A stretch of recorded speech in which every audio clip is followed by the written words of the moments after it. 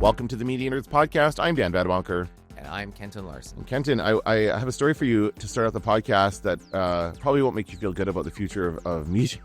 But oh, no. I don't know if I shared this before in the podcast. My son, Jack, is a huge fan of Better Call Saul. Oh, It's his favorite show. It really is. Like, he loves that I love show. it too. And he's been watching it with my daughter, so that he's rewatching it. She's watching for the first time, so they're going through it. It's funny because he'll say to me, it's this episode. It's what was it again? Chicanery. It's the chicanery episode, Dad. It's the chicane. Do you know which one that is? I think I do know which one that is. Yeah. Didn't know until I was watching it with him. Which one? Which one do you think it is? I think it's season. I gotta remember what it was, but season 3. I think so. Yeah. Yeah. And what was the situation again? I remember that word. Okay. I don't remember. What is it? Can you tell me? I'll tell you, of course. It's this episode in which he gets his brother on the stand and reveals. And that's a great scene where the camera zooms in on his face. Yes. Of course, yes. It's a great episode. I didn't remember that, but Jack. Anyway, so Jack loves Better Call Saul. It's heart-wrenching, that episode. It is. It's a very good show. And so, and just in kind of, so they're watching the show, and then after they're done, I just say in passing, so there's a new show out. Vince Gilligan has a new show out. Pluribus? Yeah. That's what it's called? Yeah. Starring Kim. Yeah. I don't remember her real name now. What can I remember? I don't remember either. But he said Vince Gilligan wrote it for her because he liked working with Kim Wexler from Better Call Saul. And so I said to Jack, I guess I'm going to have to get Apple TV Plus or just Apple TV now, Apple TV, so that we can watch it. He's like, I'll just steal it. Oh, steal it. Where does he steal it from? He goes to some website. I don't know what it is, but he's like, there are websites that take this stuff and put it up on streaming within minutes of it being released, and it's not even even torrents used to be kind of ugly and messy to do, and I had a hard time with that when I used to do that. Yeah, they don't have to worry about that anymore. There's websites, plenty of websites, and Shannon's like, yep, I watch this. She watches all kinds of shows that we don't have.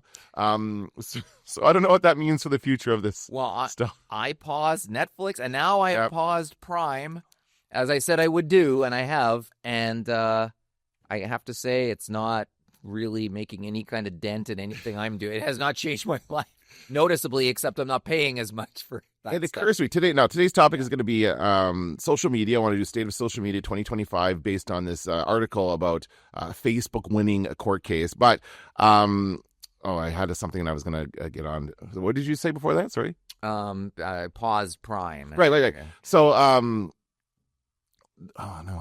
lost it. It was about all that stuff, about the streaming services. I'll come back to it. I paused Prime, and it didn't have any impact on me, except I'm paying less. Yeah. I know I lost it. Never mind. All right. I thought that would do it. Thank you, though, I appreciate the attempt to restart my brain. No, let's talk about Facebook. Sometimes when you're doing a podcast and somebody asks you, what did you just say? And you're like, what did I just say? Like, it's true. Exactly, yes. But also, that's why we can't think of the names of actors on the podcast. It's just you're in a different realm. I use that as an excuse to edit stuff out, to show students how I edit stuff out of the podcast, although I usually never edit that stuff. Yeah, who cares? But anyway, okay, we're going to talk about Facebook, and I saw this article come across my feed, and I thought it was interesting because it was a case, and I should have the details in front of me, and I don't. I apologize, but it was a case brought to, and Facebook was taken to court over monopoly charges. Essentially, basically, it was the U.S. Department of Justice, maybe, I don't know, a government agency that monitors this kind of stuff and basically is trying to hold companies accountable. And they, based on Facebook's purchase of Instagram and WeChat, or what was it called? Is it WeChat? Or WeTransfer? I was going to say WeTransfer. WeChat, I think that's what it is. I think that is what it is. Which happened in 2014, 2015. So 10 years ago is when this happened. They felt that it was Facebook buying out their competition so that they wouldn't have to worry about it. And that's monopolistic practices, right? Which is against the law. So they were taken to court. And it's been 10 years, or a little less than 10 years, which shows you the state of the American court system that has taken this long for it to go through. But ultimately, the decision fell in favor of Facebook because it was determined that basically their format of social media is essentially dead or dying or not as popular as it once was. So, and Facebook itself, like with Instagram and WeChat. What is WeChat anyway? What is that? It's like a messaging thing, right? It is, but it was I think especially big overseas before it came here. Okay. And I think maybe our students might use it more than we do. But yeah, it's nothing. It's a messaging app. So the court determined that these are just like tools that Facebook could use to compete against its real competitors, which are basically TikTok and YouTube. So TikTok and YouTube are the primary social media platforms now, not Facebook and Twitter, which what it was 10 years ago was Facebook and Twitter. And it was all about the personal text-based updates of I'm doing this, I'm doing that. Here's my lunch. Here's my day. Here's what's happening. Here's my legs on a beach. It's your favorite one. Two wieners on the beach. Pardon me. But that's what social media used to be, and now it's basically the feed. It's the vertical video feed. I mean, YouTube is doing both. YouTube has it's a horizontal video, which is more of a sit down in front of the TV kind of content, and then it has its vertical video, YouTube Shorts, which is like on your phone swiping through. But that is what and also Instagram has Instagram Reels, which is what Facebook's part of it is. So these three things are the three main competitors in this space. So the actual product that Facebook created of the update your Facebook page and connect with your friends and family, that thing is deemed as like not really a big thing anymore, and it's not a monopoly that Facebook has anymore because nobody cares about this stuff. Nobody really wants to. I guess it still exists on Twitter for people who use Twitter. It's on Blue Sky and Threads, I guess, but I do not use those. Like last time we talked about this, I was going on those platforms. I was going to really make an effort, and I just have not been able to get myself using those platforms at all. Nothing much happens on them. It's true. It's become something else. Each one is kind of useless in its own way. There's instead of being different phases of useful, they're different phases of useless.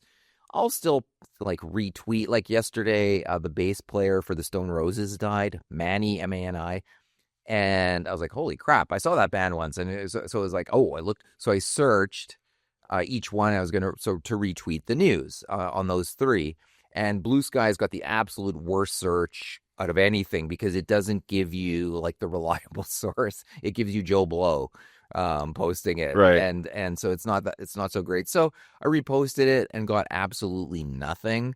And I find on X it's the same thing. X has just really been taken over by blue check trolls. And if I ever log in there, and I see them, I'm like, you're a bonehead or whatever, and then I shut it down again.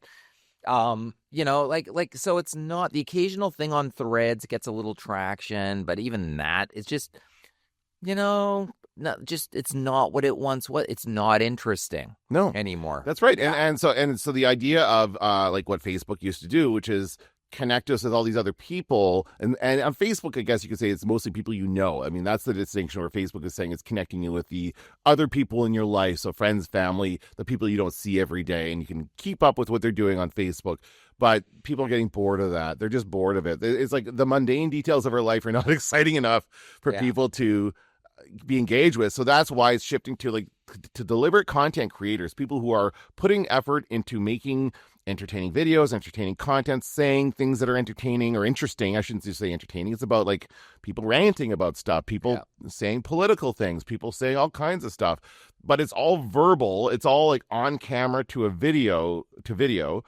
And so it's a different format from Facebook. Now, you can also post these things on Facebook. Facebook has a video feed, too. It's basically Instagram Reels that they've just adapted to it.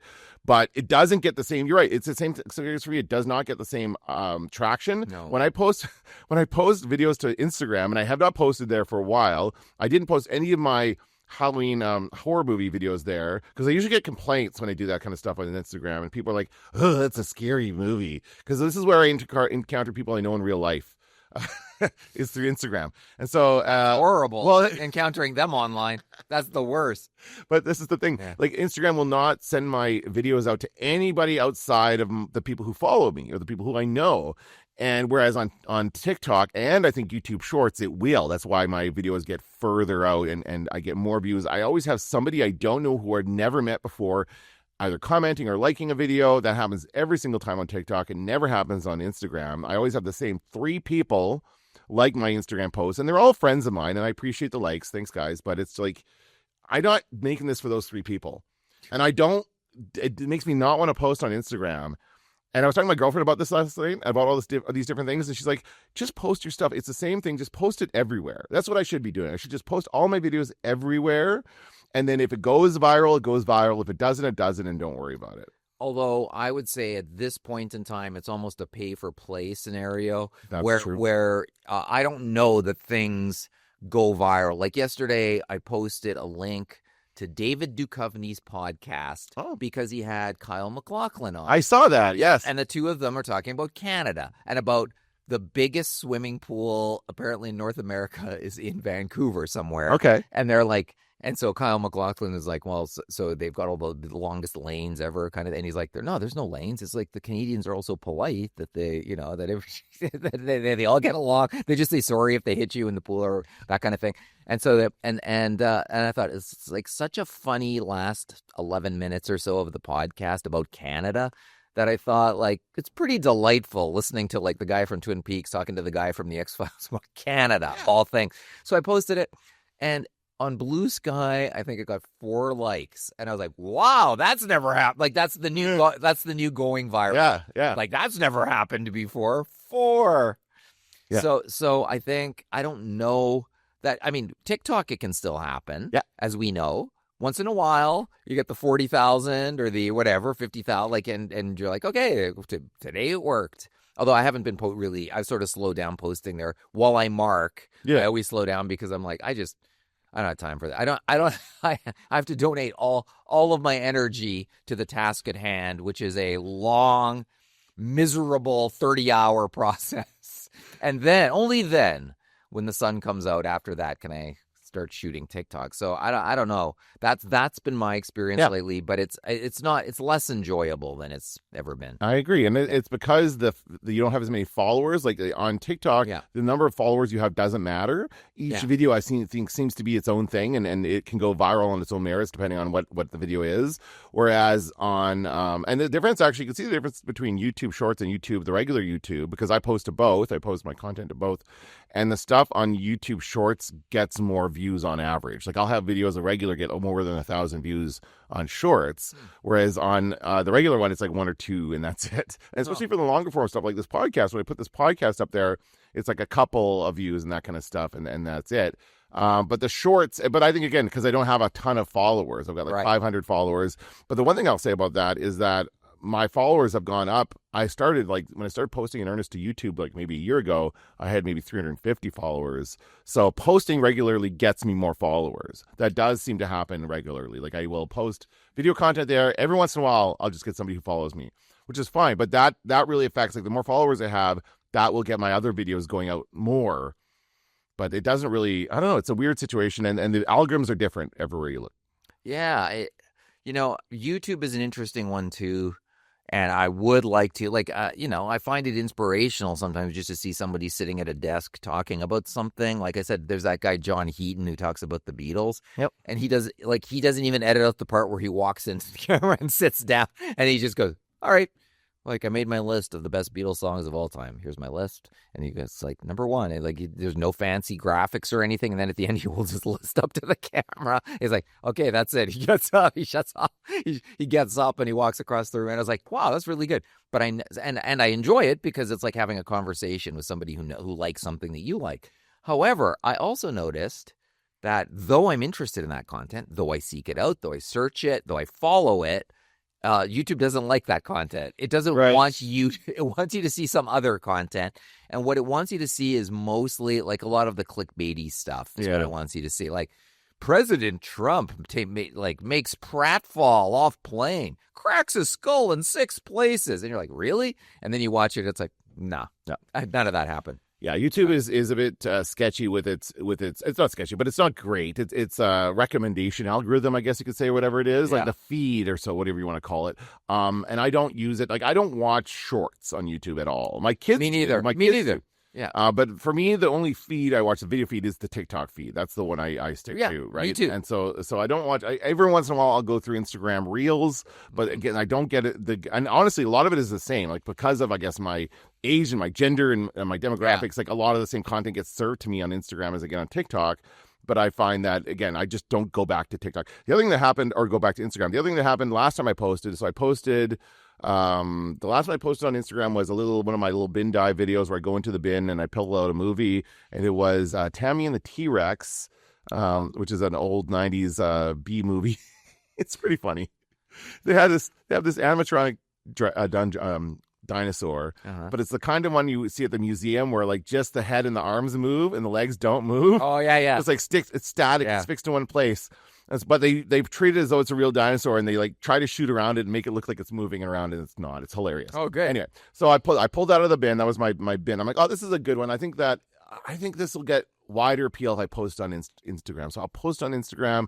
I'll see if it goes there. It goes viral there. And I posted, and immediately I get a little pop-up from Instagram saying, do you allow this to feed our AI or whatever? Like they basically are asking permission for the content to go into the meta AI and then inform that and whatever. I'm like, no, I don't want that. So I opted out. But now I don't want to go back to Instagram again because of that. So like that kind of stuff just bugs me. Yeah. Right. And so it's all changed so much. It's all about following. It's not necessarily about following. It is about following people because I do know a lot of the people. I do have a lot of people on TikTok that I do consider friends who post this content every day. Yeah. And I do like check in with them. I do comment on their videos. I do the same kind of stuff that I used to do on Facebook or Twitter to people who I don't know in real life. These are people who are online.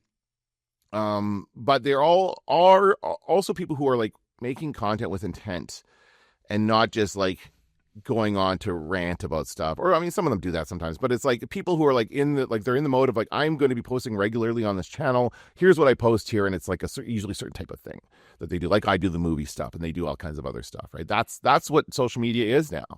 It's about performance. Yeah, it's about performance, but it's also about paying also to get, I think, to get more play. That's the other thing is that I have not done this yet, and I will at some point when I have extra money, which is not anytime soon. But and I meant to like really put some money into boosting posts and seeing what kind of reach I can get with that, because I do think that if I were to, and I get that all the time, I say boost this post and get 10,000 views or whatever. I'm like, I would love to get 10,000 views on like a trivia video, because those ones don't usually go out very, very far, and I think that it would appeal to a wider group of people if they did see it in the FYP, which is like you have to get to a certain degree before level before it goes into the FYP. So the boost basically guarantees it goes into the FYP feed and more people will see it. But again, that can't be everything, right? It can't just be like, you can't just have to pay for it every time. You have to be able to do it on your own merits too. Last year, one of the students, I always say you get 10 out of 10 if your TikTok gets 1 million views. Yep. I am not precious about it. I don't say you can't pay. I don't say that. I don't say you. It's like you can let the algorithm do it. You can let your wallet do it. I don't care. But and it's not a ton of marks either. So it's not like you got. It's like you're passing the cloud. 10 lousy marks, right? So it's not like your life depends on this. And so her TikTok stalled out at 800,000 views or whatever, and so she put a few bucks behind it, and then it went to like 900,000. She had to put a few more bucks behind it, and it finally got it over 1 million. But I said to her, what do you think about? I said, I've thought about boosting posts on TikTok. I don't know. Do I want to put my credit card in TikTok? I said, everywhere else. Do I want to put it in TikTok too? And she goes, well, the way I looked at it was I've already entered it on everything, and I'm probably going to get it hacked anyway. So I might as well do it here too. And I was like, oh, okay, well, I guess that's a healthy attitude about it. But it's like, that's also part of it too. Whereas like if it's for a client or something and they're paying for it and they're going to take responsibility, and if something goes awry, then that's on them kind of thing. That's totally different than I'm using my personal credit card in an app owned overseas. There's just so much that could go haywire. And now you got Trump saying he's going to sell TikTok. TikTok's going to be bought. I wouldn't trust anything that guy says. No, I know. Every time he says it, though, nothing happens. Of course. And he's like, because he has no control over it. Yeah, today's the day. Today's the big day. Nothing. But if it were to happen, then that would raise other questions. They lost me on that day where they were supposed to shut it all down and they didn't, or whatever. Remember it was like a couple hours, and then there was that thing from Trump. President Trump has negotiated, and that was so weird. And they've lost me as far as any of that kind of stuff goes. Like I don't care about that. If that happens, we'll all move on to a different platform. And it'll be the same thing. Like I have no doubt of that. And that's the thing, like all of these platforms are going to come and go. I just think it's interesting to bring it back to like the reason we're talking about this is that that the court case took so long that the social media environment changed significantly enough that it was not relevant anymore. Yeah. Like that's how fast this is all changing. Yeah. Right. And it's going to continue to change. There's going to be something else, and we're going to keep watching things.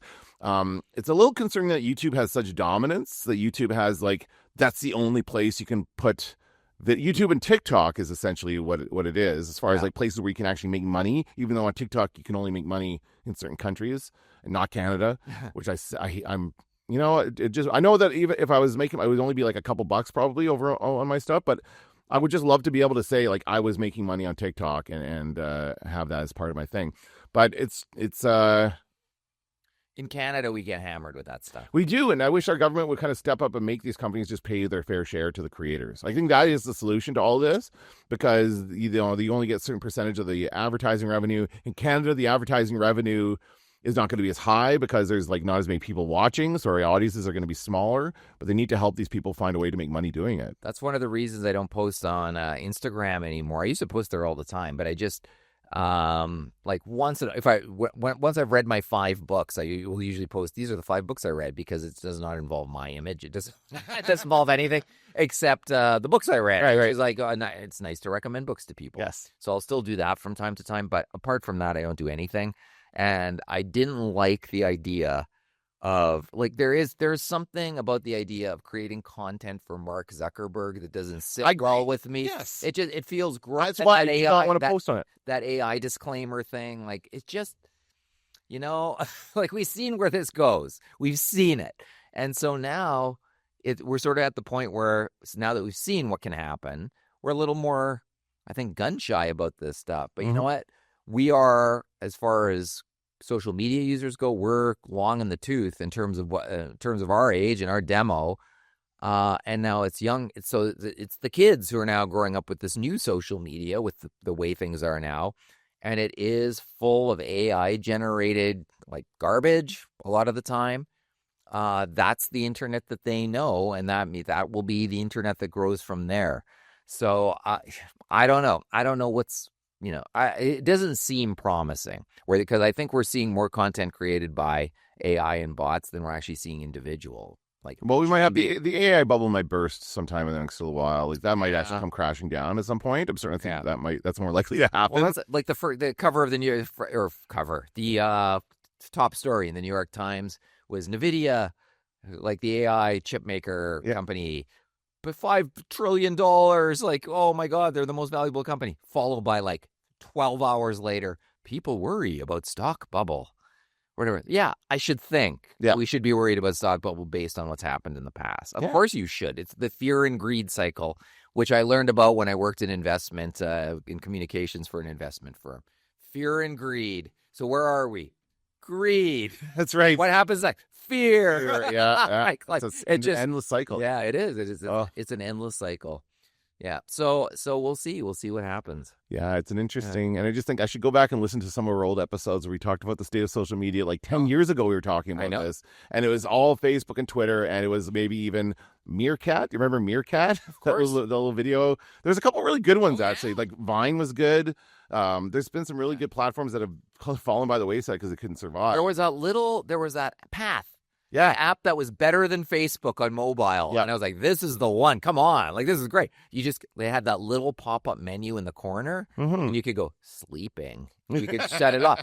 Awake. Yeah. You know, like, and it was so it was like so easy to use on mobile. I was like, this is going to kick Facebook's ass. Well, it didn't. No, nothing can dislodge Facebook now. Although I think eventually they're just going to like, I don't know. It's weird because I don't think that the young people are going to go on Facebook when they get older. I don't think that that's going to happen.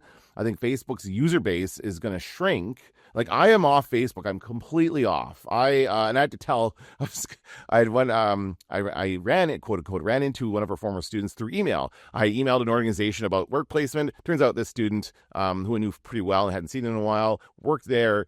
And replied back, and it's like, oh, we should go for a drink sometime. We're going back and forth. And then I realized I hadn't heard from this person in a couple of weeks, and I realized that usually we had spoken on Facebook Messenger. I had used for a long time Facebook Messenger as a messaging platform, but I've since switched. Everybody I was talking to, like my mom, basically, I've switched just to text for that. So I don't talk to everybody by text. I don't use Messenger. And then I realized, oh crap, this person's probably been trying to message me. And I went back and yes, they were trying to message me about our plans. And I'm like, oh, sorry, here's my number. Don't Don't message me here. I'm not on Facebook, and I have my profile is still there. It's blank. It doesn't say anything. I've deleted all my photos. So if somebody wants to find me, I guess it's pretty much useless. I really should just delete it. Yeah, I've got some like that too, where it's like maybe I just should, but like it really does not serve a purpose anymore. Because if I'm not checking it, then people can't really find me there. Right. I don't know. Although, you know what? I've pretty much stopped checking DMs on any social media. Like I look at LinkedIn because people send me job posts. Yeah. But even there, I noticed that there's some like it ranks them for you, and there's some that get buried right at the bottom and stuff. So it's like you get to the point where it's like, why do I need another email? All the DMs on Instagram are like, or on what's it called, LinkedIn, are like paid profile. Like they're like paid for. They have the pop-ups all the time. If it just pops up like a notification as you log in, that's never good news. No, that's awful. No. All right, well, let's leave it there for now. We'll come back to this next time. So there's a major development. Let's end with some recommendations for the week. What do you got? I'm going to recommend All Her Fault on Crave. Okay. And it is starring Sarah Snook. I think that's how you say her name, from Succession. Okay. Who is excellent, among some other good actors. But the acting on the show All Her Fault is what takes a relatively normal crime drama and makes it really interesting. Oh, pardon me, it's not Crave, it's Showcase. A weird Showcase show. Showcase still exists? Yes, it does. Oh, wow. It's on. It's part of my cable. Is it part of Stack TV? Oh, I can't watch this then if it's on cable. However, you may. I don't know. It might be elsewhere. It's probably elsewhere. I don't know. I guarantee you, it's part of Stack TV. If I wanted to subscribe to Stack TV, I would find it there. But anyway, ask your local providers if it still exists. I want my MTV. Tell them you call up your local provider and scream, "I want my MTV." I want my Showcase. So All Her Fault. It's a crime drama. Okay. Sarah Snook's kid goes missing. Where's the kid? What happened? How come every single person on the show is guilty? When it's called, it looks guilty. How come everybody looks guilty? So it's got to be the person who looks least guilty who has something to do with it. Yeah. And why is it called All Her Fault? Whose fault? There's many women on the show. Whose fault is it? Who's her? Who is her? You assume that it's the main actor, but probably not. But maybe not. Okay. So. It is, and as I say, it sounds like it's a cookie-cutter crime drama, but it isn't, because the actors bring so much to the table that I'm actually finding it quite enjoyable and even riveting at times. Nice. I'll check it out. I want to recommend a documentary. I know you love documentaries. And I found this on Prime, I believe, and it's called When We Were Mad. It's a documentary about Mad Magazine. I saw that one. Did you? Yeah, okay, yeah. That's a good one. It is very good. Actually, it's a talking head documentary, which I don't love generally, but they've got some really good heads in this one. It's like the entire Mad Magazine staff. Yeah.